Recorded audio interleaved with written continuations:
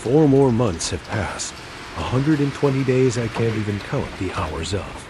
And every moment became more agonizing. Now I look into the glass and only now notice my whiskey is amber colored.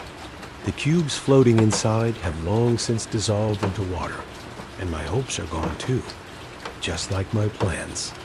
My friend, my comrade Marcus, is dead. It's still hard to digest that sentence.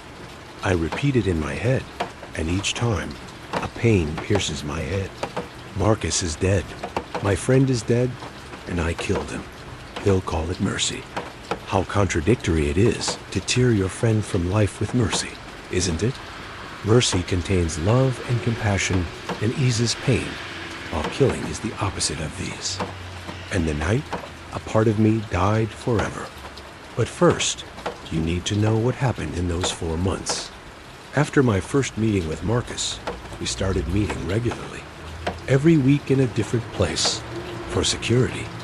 Obsidian Division was everywhere, and we both learned to be paranoid. Marcus was gathering information. He was using his old connections. He was listening to street gossip, and he was slowly forming a picture about Voss Tower. I, on the other hand, was getting stronger. Umbra was no longer an enemy. It had become a partner. I still didn't trust it, of course. How can you trust a virus? But we learned to work together. I could shapeshift now. I could turn my arms into weapons. Sharp, black, deadly blades. I could cover my body with armor. A hard shell protecting from blows, from bullets. And I could control my speed. I could move faster than a normal human could see. I was learning to be a monster. Every day a little less human, a little more weapon. Those experiencing this transformation know what it feels like to lose yourself. The pain of looking in the mirror and seeing someone you don't recognize. And the torture of questioning whether there's a way back. I questioned every night, but I didn't stop. I couldn't stop, because if I stopped, Marcus's sacrifice would be in vain. Dimitri's death would be meaningless, and we'd never find Yara. At the end of the 2nd month, I had my first Obsidian clash. Midnight, in a warehouse building. According to Marcus's intelligence, there were copies of Thanatos documents there. I went, but it was a trap. 6 agents were waiting. In the old days, this would have killed me. 6-armed, trained, merciless men. But I wasn't the old me anymore. Umbra kicked in. The fight was over in an instant. I don't even want to remember the details, but I was the one who remained standing. And those 6 men would never come close to life again. My first killings, my first real, deliberate, conscious murders. That night, when I hid in the subway tunnels, I felt like vomiting for hours. But there was nothing in my stomach, just the gag reflex and empty vomiting. Umbra had protected my body, but my soul couldn't accept what had happened. I was a killer now, yet I had defended myself. They would have killed me if they could, but that didn't change what had happened. 6 men were gone, and the blood on my hands had long since dried. Perhaps some of you may not want to understand this situation. Perhaps you will understand. Perhaps you too have crossed boundaries in your own lives. You realized that once you crossed a boundary, there was no turning back. That night, I erased that boundary, and I had no chance of returning. In the 3rd month, the news came. First small notes on the back pages of newspapers. Mysterious illness in southern Manhattan. Increasing deaths in poor neighborhoods. Health authorities investigating. Then it grew. Epidemic alarm. Quarantine rumors. Authorities urged public to stay calm. UMBRA was spreading. The facility explosion hadn't completely destroyed the virus. Somehow, from somewhere, it had leaked. And now it was spreading in Manhattan's poorest, most crowded, most defenseless areas. Harlem, South Bronx, Washington Heights, immigrant neighborhoods, working-class districts, places the system ignored. And people were dying. First a few dozen, then a few hundred. The news didn't give numbers, but we learned from street gossip. Thousands infected, hundreds dead, and it was increasing every day. Obsidian Division had taken action. They were creating quarantine zones, closing streets, and collecting the infected. You can guess where they took them. New subjects, new guinea pigs, new victims. The Thanatos project was continuing. Only the format had changed. Now they were using sick poor people instead of prisoners. After all, no one would search for them. This thought drove me crazy. When I met Marcus, I shared my anger. We have to do something. These people are dying, and we're just waiting here. Marcus looked at me. He looked worse at each meeting. His left side was now almost completely under UMBRA's control. Half his face was unrecognizable, and it was obvious from every movement that he was in pain. What can we do, Silas? The two of us against dozens of Obsidian agents? Against all of Dominion's resources? I don't know, but something. If you want to do something, find Yara. She's the real weapon. She knows Thanatos from the inside. She knows the weak points. If you save her, maybe we have a chance. Yara. Every conversation of ours returned to her. But entering Voss Tower seemed impossible. Security was extreme. Cameras, sensors, armed guards. And we hadn't even found the entrance to the underground facility yet. I'll find a way, I said. Marcus nodded, but I didn't see hope in his eyes. Just exhaustion and resignation. Silas, my friend called out to me. Yes, I said curiously, and the words poured out of his mouth. If anything happens to me, don't stop. Find Yara and make whoever did this to us pay, and go back to Lily. All I could say was, don't worry, nothing will happen. But I don't know what I saw in his eyes. Was it a farewell? Or fear? Or was it just a calm departure? I promise, I said. Marcus responded with a sincere smile. But he was tired, and pain was in his body. Good, then there's nothing to worry about, he said. But there was, and there was a lot. And a week later, everything went haywire. I couldn't get in touch with Marcus. We were supposed to meet, but he didn't show up. I checked our messages, but there was nothing. I called his old acquaintances, but no one had heard from him either. He had disappeared. The first day, I tried not to worry. Maybe he had gotten stuck somewhere. Maybe he had to hide. The second day, my worries increased. By the third day, I had to find him, and I searched everywhere. I used Umbra. I used all my senses to find him. I searched for traces, and on the fourth day I found it, at our old meeting place, on that abandoned roof in Harlem.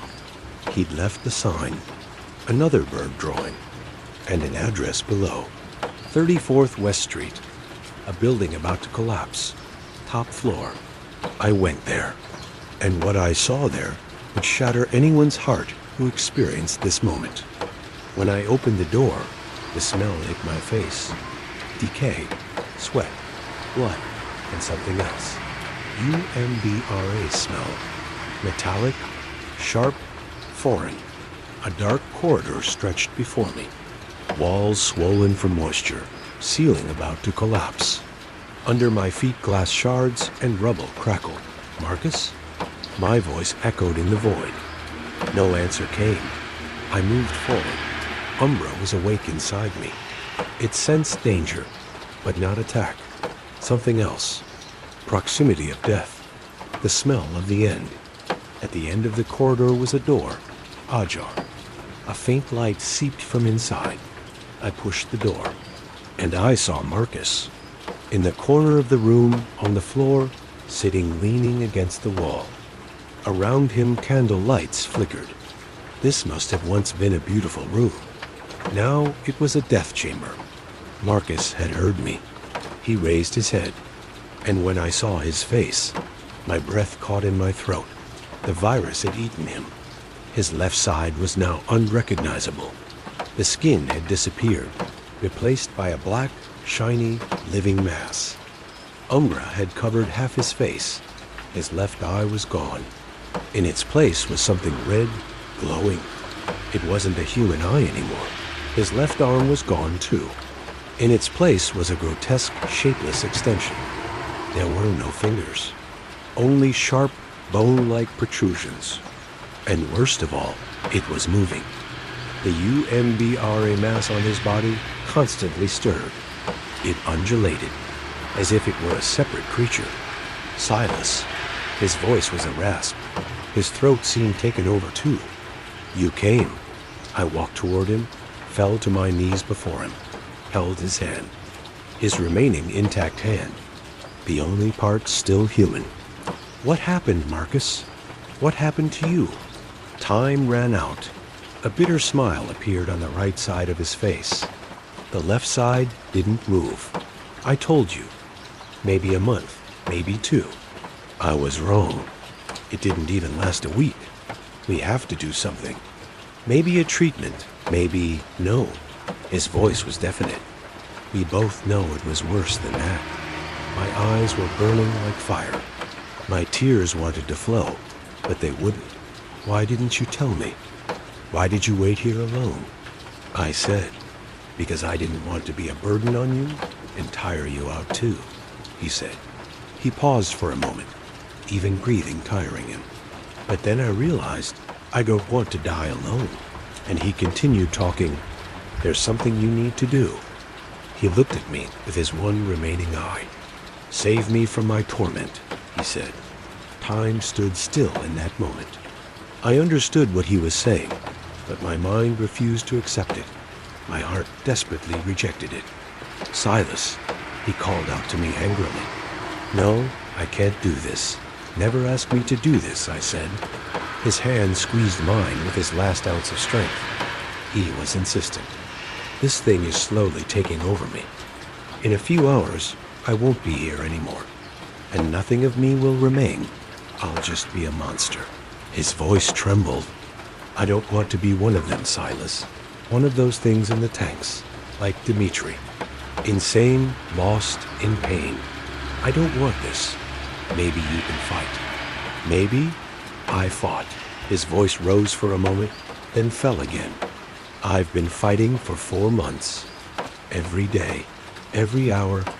I talked to this thing, bargained with it, begged it. But it doesn't listen. It just wants. It wants to take. It wants to consume. He stopped. His breath came out rasping. Your UMBRA is different. It works with you. Mine is the enemy. And it's winning. He raised his hand to my face. His intact hand touched my cheek. Please, brother, one last favor. Let me die as a human. If you experience this moment, what would you do?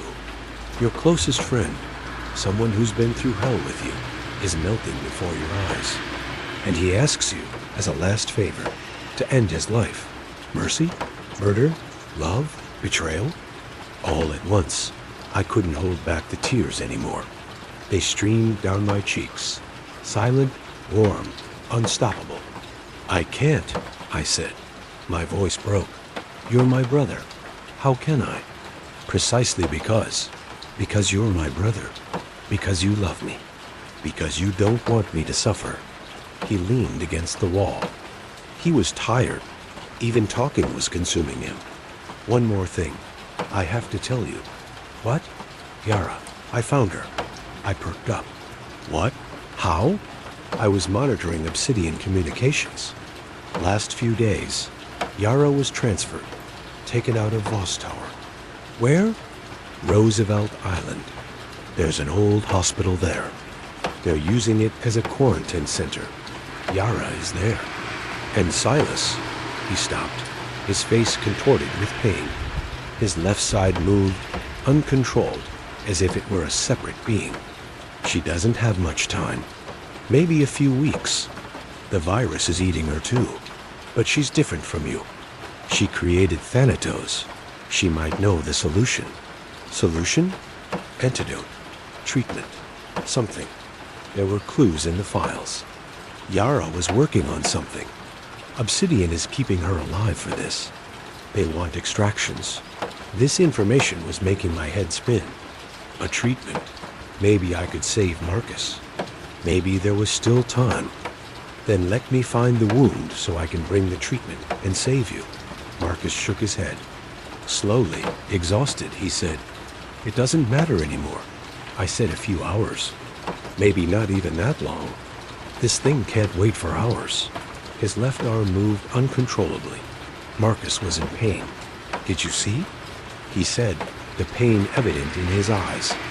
"This pain is taking over my whole body. Soon it will take over my muscles, and my entire body, and finally my mind." Looking at me imploringly, he said, "Please don't wait until I lose my mind and forget who I am. Just end it." I got up and started pacing around the room.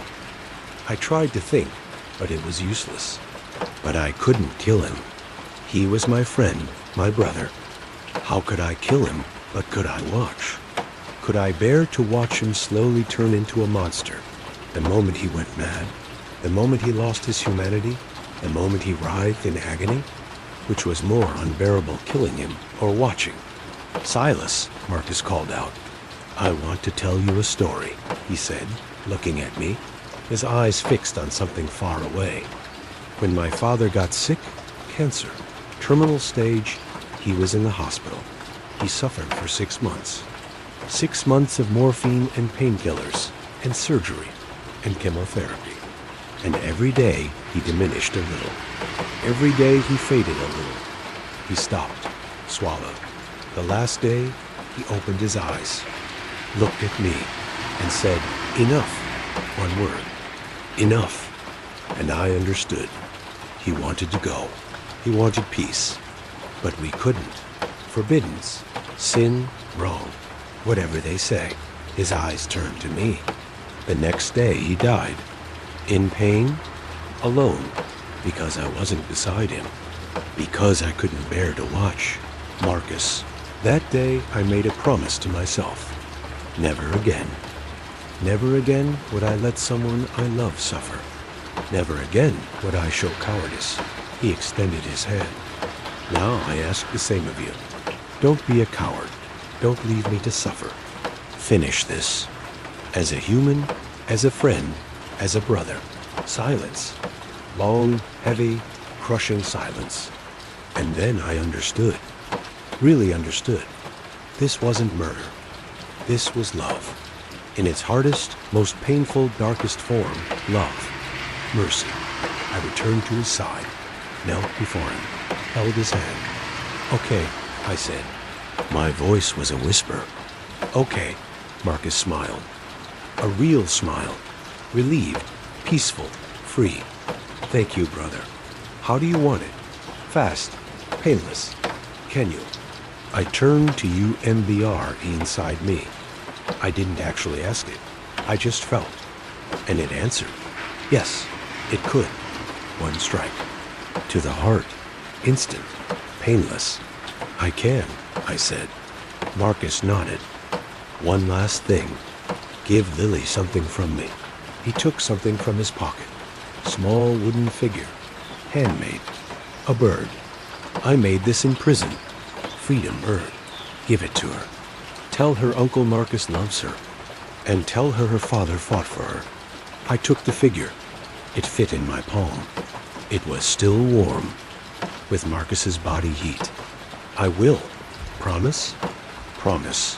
Marcus closed his eyes. "I'm ready." His eyes were closed. There was peace on his face. The lines of pain had softened, as if he had already gone, as if his soul was preparing to leave his body. But I was shattering. My hand was trembling. I felt umbra on my arm. Black, shiny, terrifyingly deadly. A sharp point had formed at my fingertips. With one movement, one strike, everything would be over. But I couldn't move. I was frozen. I turned my head to Marcus, to his eyes, his face. How many times had I seen this face before? How many times had we laughed together? How many times had we stood side by side against wrongdoing? And now, I was going to send this face into darkness. "Silas," Marcus called out. He called without opening his eyes. "Don't think, just do what needs to be done," he said. His voice was strangely calm and fearless. But at that moment, I was a prisoner of fear and doubt. I raised my hand. Umbra was ready. Its sharp tip was aimed at Marcus's chest, right above his heart. Only one strike was needed, just one strike, and then he would find peace. It was peace for him, but for me, it was a different kind of hell. "Wait," he called out to me. "I forgot to say something. Don't feel guilty," he told me. Those words made me feel like I was going crazy at that moment. "This isn't your choice. It's mine. I wanted it. I begged. You're just fulfilling a friend's last wish." Tears started flowing again. "Do you understand, Silas? You're not guilty. Obsidian is guilty. Harlan is guilty. Voss is guilty. They made us this way. They turned us into monsters. Not you, Marcus. And one day, when you find them, when you hold them accountable, ask in my name too. In Dimitri's name too. In Yara's name too. In all our names." He raised his hand, touched my face. "One last time. Now do it. I'm ready. Really ready." He closed his eyes, and I lowered my hand. Umbra moved. The sharp point pierced flesh, passed through bone, reached the heart. 1 second. Marcus's body tensed. For a moment. Just a moment. Then relaxed, and everything was over. His eyes stayed open. His right eye stared at the ceiling. But there was no light in it anymore. No life, no Marcus. Just a corpse. I withdrew my hand. UMBR disappeared. The black substance withdrew into my skin, and I remained there, on my knees beside my friend's corpse.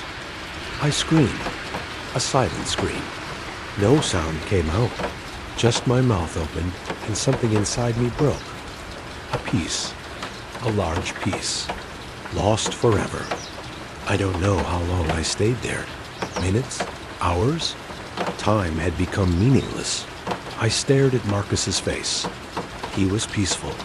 He really looked peaceful. The lines of pain were erased. Even the UMBRA mass on his left side had stopped. It wasn't moving anymore. Death had freed him, but I was imprisoned. Those who experience this moment know the emptiness of losing someone. But losing someone with your own hands, that's something else. That's indescribable. That's lived and carried forever. I stood up. My legs were shaking, but I stood. I closed Marcus's eyes, folded his arms across his chest. I wanted him to look not like a corpse, but like a sleeping man. I took the wooden bird he'd taken from his pocket, squeezed it in my palm. "I promised," I said. My voice was hoarse. "I'll give it to Lily, and I'll take your revenge." "All of them?" Of course, no answer came. No one would answer anymore. I took one last look at the room. The candles were still burning, albeit dimly. Marcus was dead now, strangely at peace. I walked toward the door without looking back, unable to look back. By the time I left the building, it was well past midnight. The lights of Manhattan were visible in the distance. There were no clouds in the sky. The city was dirty, but despite that, the stars were visible. Had Marcus gone to those stars? Was there anywhere to go? Was it heaven or hell? Or worst of all, nothingness? I didn't know. I couldn't know. I started walking, not even knowing where I was going. I just wanted to walk and clear my head. If I stopped, I would collapse and cry, and eventually start to go mad. The streets were empty. Sometimes, even Manhattan seemed to sleep at midnight. Only the homeless, the drunk, and perhaps the ghosts roamed at this hour. So which one was I? Maybe I was all of them. Umbra waited silently inside me. I felt something strange, as if it was silent and understood my loss. Or maybe it was just tired. Its energy was depleted. Death had worn it out just as it had me, and I walked for hours without stopping. And when the sun rose, I found myself on the shore of the Hudson River. The water was dark. The current was slow. Lights trembled on the water's surface. I looked at the river. I thought of jumping. For a moment. Just a moment. I imagined the coldness of the water, the current taking me away, and finally finding peace.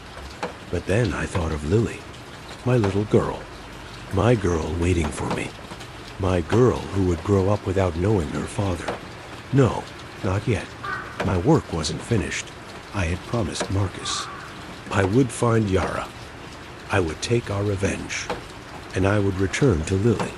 First these, then maybe the river, then maybe peace, but not now. I turned from the river, looked at the city. Manhattan was waking up. Lights were coming on. People were coming out to the streets. A new day was beginning. For Marcus, it was the last day, but not for me. For me, it was a new beginning, a dark beginning, a bloody beginning, but still a beginning. I took the wooden bird from my pocket. Small, simple, but beautiful. Marcus's hands had made this. In prison, in hopelessness, but still created beauty. This was his legacy, and I would protect this legacy. Roosevelt Island, I said to myself. Yara is there. Marcus's last words came to mind. Yara had been transferred to an old hospital, to a quarantine center, and within a few weeks, she too would die. I had little time, but now I had a purpose. I would save Yara. I would learn Thanatos' secrets, and then Harlan and Voss would pay the price for Marcus's blood, for every drop, for every pain, for every loss. I started walking.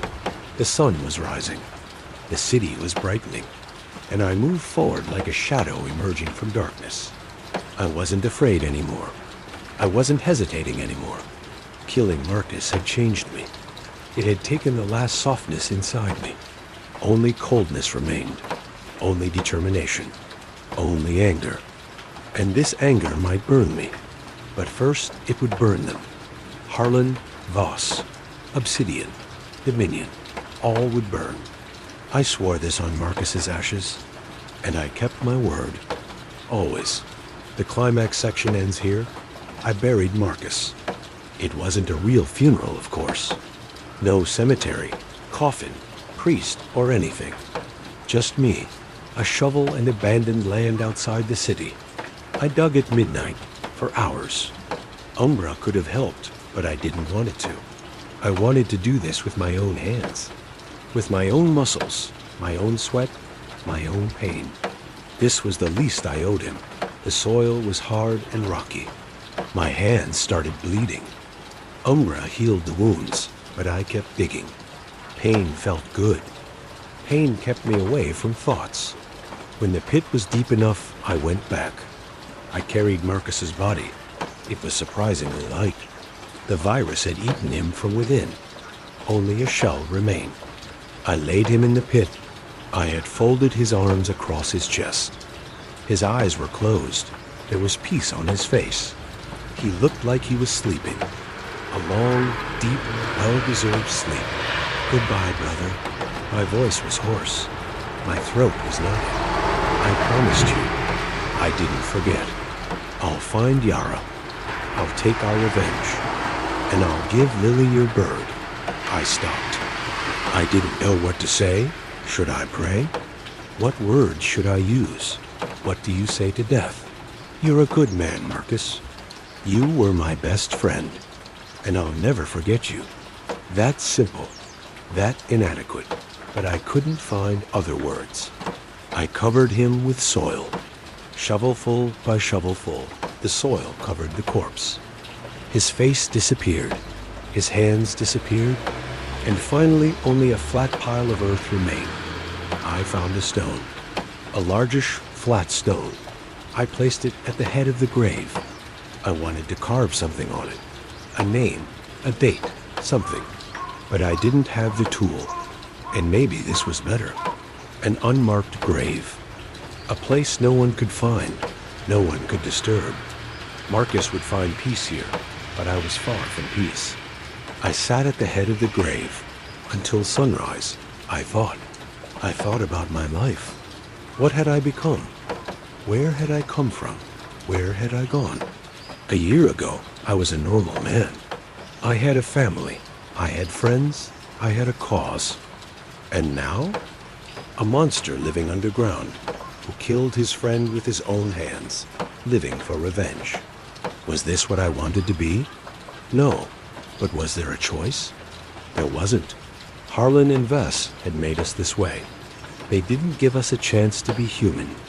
They made us subjects, made us monsters, made us killers. And now they would face the consequences. If you've ever felt revenge in your life, you know how burning this feeling is. A fire that fills you, takes over every thought, keeps you from sleeping. Some say this fire will consume you. Maybe they're right, but right now I didn't care. When the sun fully rose, I stood up. I looked at the grave one last time. See you soon, brother. On this side or the other side? I turned and started walking. I returned to Manhattan. I returned to my subway tunnels. But I was no longer the same man. Something inside me had died. It had been buried with Marcus. What remained was hard, cold, determined, and dangerous. That day I rested. I tried to sleep, but nightmares came. Marcus's face, Dimitri's face, faces I didn't know, all looking at me, all saying something but I couldn't hear. When I woke up, I was drenched in sweat. Umbra was rippling through my body. It sensed my stress. It was reacting.